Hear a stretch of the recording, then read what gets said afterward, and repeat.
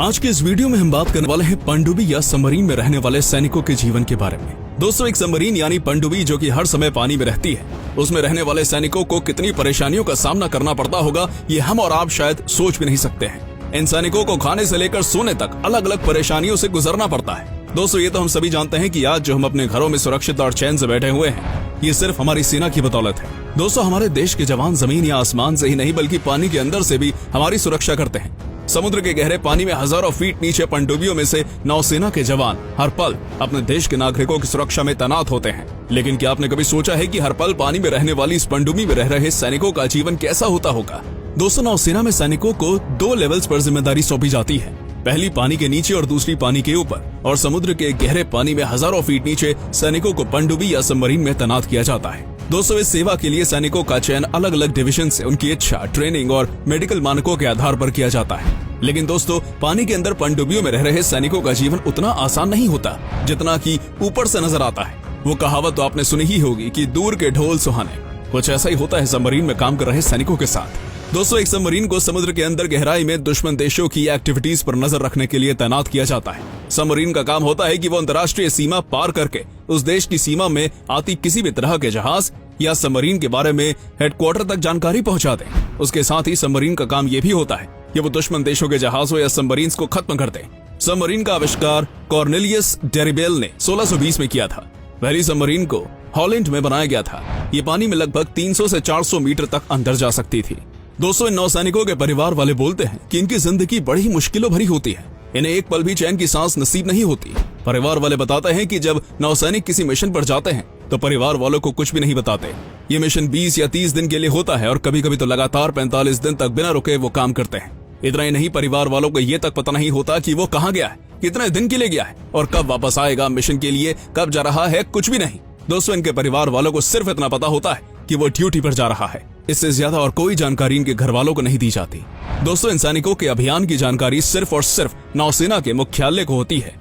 अगर परिवार में कोई परेशानी भी इस दौरान हो जाए तब भी उस नौसैनिक को परिवार के पास नहीं जाने दिया जाता, यहाँ तक कि उसे बताया भी नहीं जाता। दोस्तों, नौसैनिक अपने परिवार से दूर पानी के अंदर रहते हैं और जब वो पनडुब्बी के अंदर होते हैं तो नहाना तो दूर, उन्हें दाढ़ी बनाने का भी मौका नहीं मिलता। जी हाँ दोस्तों, नौसैनिक अगर 30 दिन के लिए पनडुब्बी में है तो उन्हें मुश्किल से 3 बार नहाने का मौका मिलता है, और वो भी सबकी सहमति के बाद, क्योंकि हर नौसैनिक को प्रतिदिन 3 से 4 मग पानी मिलता है। ब्लेड जैसी चीज का इस्तेमाल करना पनडुब्बी के अंदर सख्त मना है, इसलिए जितने भी दिन वो पानी के अंदर है उन्हें बिना दाढ़ी बनाए ही रहना पड़ता है। दोस्तों, जब आप सोच रहे होंगे कि क्या नौसैनिक बिना नहाए एक ही कपड़े पहने रखते हैं, तो नहीं, दरअसल उन्हें पहनने के लिए ऐसे कपड़े दिए जाते हैं जिन्हें वो लगातार 3 से 4 दिनों तक पहन सके, और फिर उन कपड़ों को फेंक दिया जाता है। दोस्तों, जायके भरा खाना तो हम सभी को पसंद होता है, लेकिन क्या आप जानते हैं कि पनडुब्बी में नौसैनिकों को दिया जाने वाला खाना कैसा होता है? दोस्तों, पनडुब्बी में रह रहे नौसैनिकों को खाने के लिए बिना तड़के की दाल, रोटी, चावल और बेहद कम मसालों वाली सादी सब्जियां दी जाती हैं। आपको जानकर बेहद हैरानी होगी, लेकिन दोस्तों, पनडुब्बी में खाने का सामान लिमिटेड होता है, और अगर कभी सैनिकों के लिए ताज़ा खाना ना हो तो उन्हें पहले से टिन में पैक भोजन खाना पड़ता है, जिसे कभी भी इस्तेमाल किया जा सकता है। इसके साथ ही अगर खाना बनाने की बात की जाए तो पनडुब्बियों में खाना बनाते समय इस बात का खास ख्याल रखा जाता है कि ज्यादा धुआं ना उठे, और यही कारण है कि दाल में छौंका नहीं लगाया जाता, क्योंकि अगर छौंका लगा तो धुआं उठेगा और लपटे भी, इसलिए खास तौर से सादा खाना बनाया जाता है। दोस्तों, क्या आप जानते हैं कि पनडुब्बी जब भी समुद्र के अंदर जाती है तो उसके साथ डॉक्टर और प्राथमिक चिकित्सा का सामान होता है, क्योंकि अगर किसी को उल्टी या चक्कर जैसी परेशानी होती है तो तुरंत उसका इलाज किया जा सके। दोस्तों, पनडुब्बी में सोने के लिए 2 कंपार्टमेंट्स होते हैं, और कभी कभी कुछ नौसैनिक वहां भी सोने के लिए जाते हैं जहां मिसाइल और टॉर्पीडोज रखे होते हैं, क्योंकि दोनों कंपार्टमेंट्स का तापमान गर्म होता है, जबकि जहां मिसाइल और टॉर्पीडो रखे होते हैं वहां का तापमान थोड़ा सा सर्द होता है, इसलिए नौसैनिक वहां भी सोने के लिए जाते हैं। दोस्तों, सूरज की रोशनी और एक अच्छी नींद की आपके जीवन में क्या कीमत है? शायद ज्यादा कुछ नहीं, क्योंकि ये दोनों ही चीजें आपको आसानी से मिल जाती हैं। लेकिन सबमरीन पर ऐसा मुमकिन नहीं है, क्योंकि पनडुब्बी समुद्र में हजारों फीट नीचे होती है, इसलिए पनडुब्बी के अंदर सूरज की रोशनी नहीं आती, जिसकी वजह से जब वो समुद्र की सतह पर आती है तो बाहर आते समय नौसैनिकों को हाथ पैरों में जकड़न, ऐंठन और ठिठुरन जैसी परेशानियों का सामना करना पड़ता है। इतना ही नहीं, गहरे समुद्र के अंदर लगातार चलते रहने से उनके कानों पर काफी गहरा असर पड़ता है, इसलिए पनडुब्बी के अंदर नौसैनिक अपने कानों का खास ख्याल रखते हैं। दोस्तों, क्या आप जानते हैं कि खाने और रहने के अलावा सबमरीन में कभी सैनिकों के लिए ऑक्सीजन की समस्या हुआ करती थी, और ऑक्सीजन की कमी के चलते कई सैनिकों की तो मौत तक हो जाया करती थी।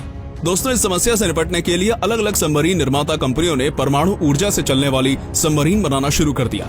इन सबमरीन्स की यह खासियत थी कि ऑक्सीजन का निर्माण पानी की सहायता से कर सकती थी। दोस्तों, ऑक्सीजन वाली समस्या सुलझाने के बाद सबमरीन में काम करने वाले नौसैनिकों के लिए कई सारी समस्याएं बाकी थी, जैसे खाना, रहना और जान का खतरा। जी हाँ दोस्तों, जान का खतरा। दोस्तों, सबमरीन में जाने वाली सैनिकों की जान पर हमेशा खतरा मंडराता रहता है। उन्हें दुश्मन के अटैक से ज्यादा सबमरीन में लगी मशीनों से खतरा होता है, यानी दुश्मन से ज्यादा एक पनडुब्बी में लगी मशीनें ही सैनिकों के लिए खतरा बनती हैं। दरअसल दोस्तों, सबमरीन एक काफी बड़ा स्ट्रक्चर है जिसे कई सारी मशीनों की मदद से चलाया जाता है। इन सारी मशीनों को उसी सबमरीन में ही रखा जाता है, जिस कारण वहाँ रहने वाले लोगों के लिए मुश्किल से हर व्यक्ति पर आधा मीटर जगह बचती है। दोस्तों, ये जगह भी उनके लिए सुरक्षित नहीं होती, क्योंकि वो नहीं जानते कि कब कौन सी मशीन गलत तरह से काम करने लग जाए और कोई बड़ा हादसा हो जाए।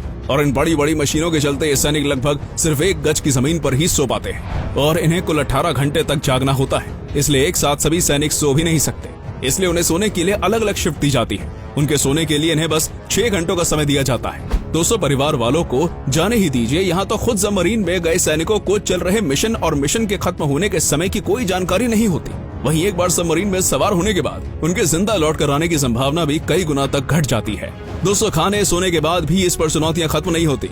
आपको जानकर हैरानी होगी, लेकिन ये सच है कि सबमरीन में कुल 40 से 45 सैनिक सवार होते हैं और इन 40 से 45 सैनिकों के बीच सिर्फ एक ही शौचालय उपलब्ध होता है। इस तरह की समस्याओं का सामना करने के बावजूद नौसेना में होने वाली भर्तियों में कभी कमी नहीं आती। इन तमाम चुनौतियों के बाद भी हमारे सैनिक बिना किसी थकावट के अपने देश के नागरिकों की सुरक्षा कर रहे हैं।